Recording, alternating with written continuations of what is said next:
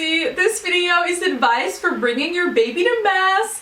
My baby is now 9 months old, so I bring her to Mass every week. It's been a lot of trial and error, and so I want to share what I would have wanted to know from the beginning. I just got my hair done, so I'm back to blonder, and we chopped off a lot of it because there were tons of dead ends. I'm so happy with how it turned out, and then also there's a giant scratch on my face here, and my baby did that. She attacks me with love, but I just want to explain why it looks like I was in a fight. So the most difficult moment of bringing my baby to Mass was mentally walking in the first time. I remember the first Sunday I brought my baby to Mass. She was 2 weeks old, and I was so scared walking in, thinking, what if she cries so much? What if I have to walk out? I don't know why I was so scared, but it was kind of just like the first time of not knowing what would happen, which is similar to how I felt the first time I brought her on a flight, where it was like fear of the unknown. What am I gonna do if she screams? But what really helped me is remembering that before I had my baby, anytime there's another child at Mass making sounds, it always makes me so happy knowing that the church will continue. The next generation is also Catholic. We're strengthening the church, growing the church.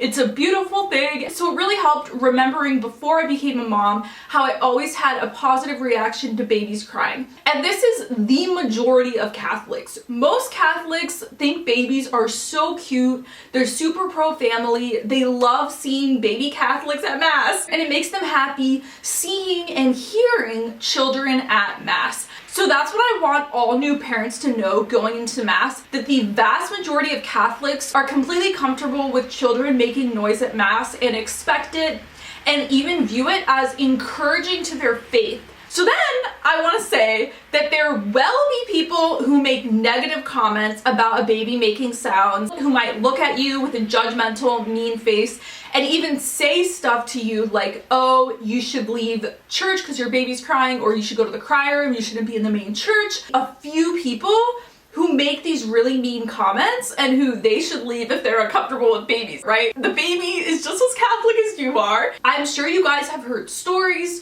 where someone was super rude and told your friend you shouldn't have your baby here. Maybe you experienced the same thing, but you have to remember that almost everyone is totally fine with your baby making sounds and expects to hear children at Mass. And so do not let 1 or 2 or 3 mean comments from someone at Mass make you believe that everyone feels like that. No. They're the anomaly of being annoyed at hearing a child at Mass. The vast majority of people are like, oh, the baby's so cute, her children are so cute, what a beautiful Catholic family. That's how most people think. That's how I thought before having kids. I get so many people who I don't know coming up to me after Mass telling me my baby's so cute, and when we're walking back from communion, people are smiling at my baby, and Catholics at Mass are excited to see my baby after hearing her a little bit throughout Mass. I also think certain parishes are more welcoming towards children. If a Catholic parish has a ton of young children, then there are so many other kids making sounds that it's not like your kid is sticking out. Hopefully you don't have to leave your parish over this, but the point I'm making is if there's a lot of other children, people will be really chill with your baby. So now I'm going to talk about my technique going into Mass. This is what I do to keep my baby happy and calm during Mass. I breastfeed my baby at Mass without a cover. My baby hates when I put a cover over her head, and now that she's more mobile with her arm movement, she will take the cover and remove it. I also don't want my baby to get overheated, so what my husband and I do is we bring my breastfeeding pillow and I put it on me like this, and then I put my baby on top and I latch her. I bought a lot of breastfeeding friendly dresses to wear to Mass. This is one of them, so it opens up right here, so I can just pop out my nipple, latch my baby, and feed her during Mass. Up until about a month ago, my baby would always fall asleep after drinking milk. And so by bringing my breastfeeding pillow and breastfeeding my baby at Mass, that has always been the easiest way to make her really happy and calm and not making any sounds. During the first 2 months of my baby's life, I was uncomfortable with breastfeeding in public, and I made a whole YouTube video on my journey with that.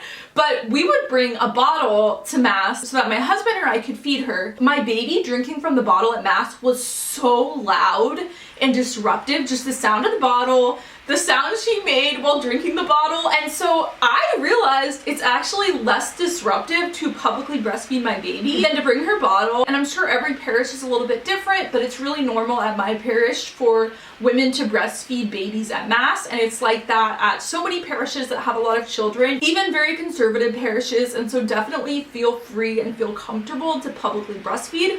I know for me, I don't want to like take my entire shirt off, so that's why I invested in breastfeeding clothing that opens here or opens here, so that I'm not exposing myself. Yes, my nipple's out for a few seconds, but then my baby's head is covering it. And honestly, at Mass, everyone's facing forward, and so it would be kind of weird if the person behind you is like going like this, you know what I mean? No one's actually doing that. Everyone's just facing forward, and so most likely people won't even realize you're breastfeeding your baby. I even go up to communion with my baby latched on me with the pillow because I don't want her to wake up, so I'll like hold the pillow like this and walk up, and I already always receive communion on my tongue, so I really recommend that too with having a new baby. If you receive communion on your tongue, it's a lot easier because you can hold your baby while you're doing that. Before I started breastfeeding during Mass, my husband and I would switch which of us was taking care of her during Mass, and so I would take care of her one week, the next week my husband would, and that worked because we were bringing the bottle, and I actually really liked that because that meant one person could totally pay attention the whole Mass. But once I started breastfeeding, it kind of got rid of that problem because my baby was super chill and silent most of the time. And so because I breastfeed at Mass, I'm able to focus and really pay attention for the majority of it. Over the past 2 months, my baby has become a lot more active. She's awake longer. She wants more interaction. And so now we bring toys for her to play with. A lot of them are just like the teething toys that she sucks on. And so they don't make that many sounds. She's just sucking on it or moving it around with her hands, so we always bring toys for her.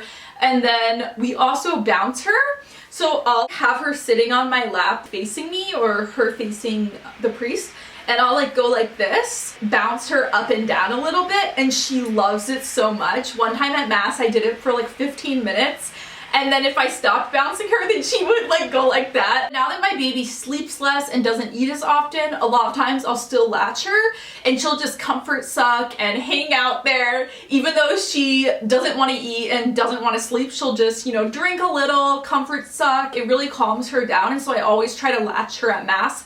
Even if she isn't showing hunger signs, and a lot of times she's just happy doing that. From all the moms I've talked to, the baby stage is actually way easier than the toddler stage, helping your baby be calm and quiet during Mass. And so even though it feels really scary and intimidating, thinking, what if my baby cries really loud for a long time? It's actually way easier when your baby's younger. Recently, she started wanting to do front facing a lot when we're walking around, and I've been putting her in the sling carrier facing forward because she's finally big enough for that, and she's just showing so many signs of like wanting to look forward. And so at Mass, that's what we started doing, facing her forward.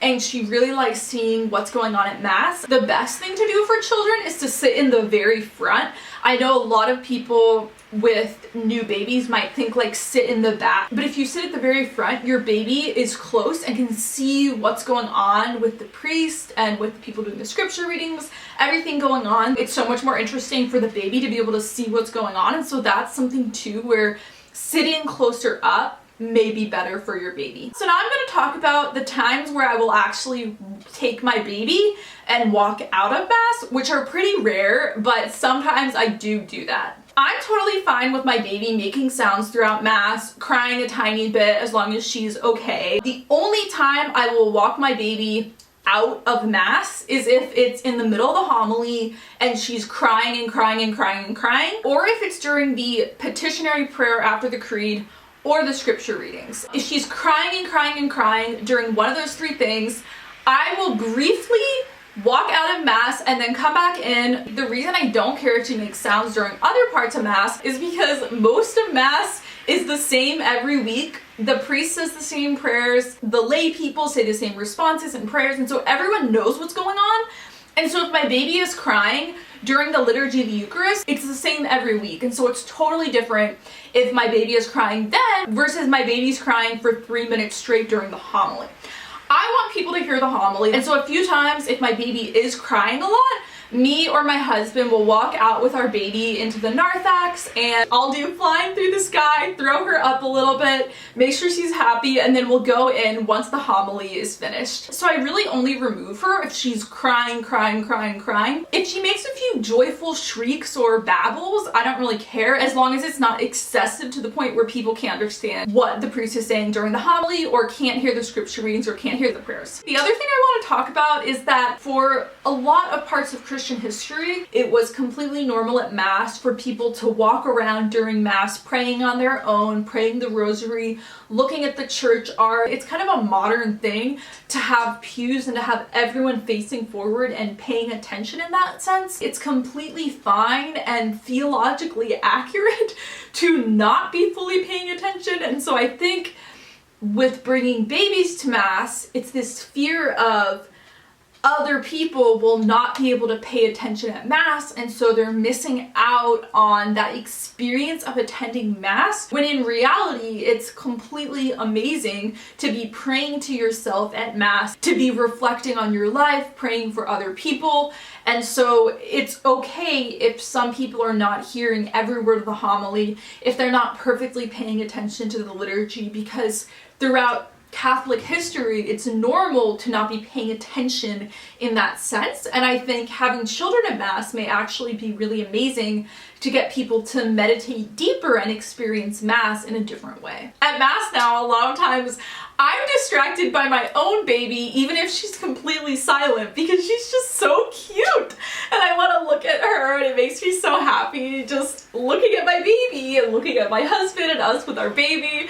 And so sometimes I'm not perfectly paying attention to the homily and the prayers, and that doesn't mean that I'm getting less out of Mass than other people. This is my family, our marriage is a sacrament, and so smiling at my baby at Mass and missing a few sentences of the homily is so beautiful and is enriching my Catholic faith. And so just think about that when you're thinking if other people are missing parts of Mass.